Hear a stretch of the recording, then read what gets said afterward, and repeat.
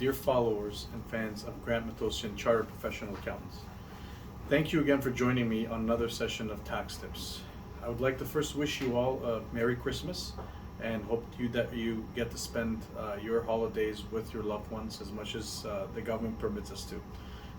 This week's topic will be on carrying charges and interest.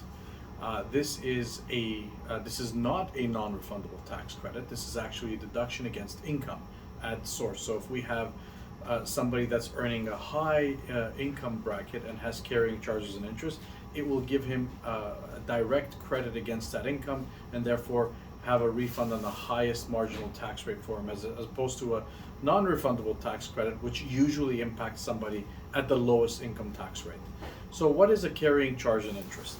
Usually somebody that has investments, whether they hold stocks or mutual funds, they might have a scenario where they borrowed these funds in order to invest. Borrowing rates are very low now, somewhere around 3.5% if you have a secured line. And investment returns have given people 10, 12, 15%, depending on how aggressive somebody wants to be. So if somebody is earning interest and dividends income on these investments, they're able to deduct the interest that they paid on these loans off against their income tax returns. However, if they're only receiving capital gains, they are unable to deduct these expenses because they're holding these investments and only having a source of return on it, which is a capital gain. Same would apply for any investment property. If somebody does not rent out the unit that they have purchased or the land, then if somebody now decides to sell this property and they have a loan against it, they would not be able to deduct the interest that's accrued on this investment over the time. Other types of interest deductions would be if you've received certain information from accountants or financial advisors to invest in a certain way. Well, these types of expenses, which are consulting related, can be deducted and therefore would lower your income tax.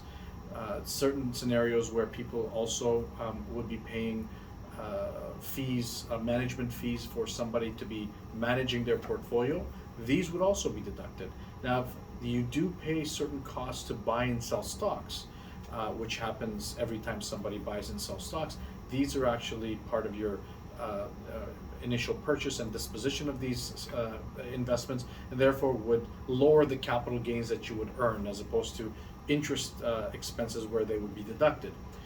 Some things that cannot be deducted under the person's income taxes would be student loans interest, because that has a different area where you can deduct these student loans interest, and they're not treated as the same way. If as explained before, if somebody was to just receive capital gains income from the investment, they would not be able to deduct these expenses.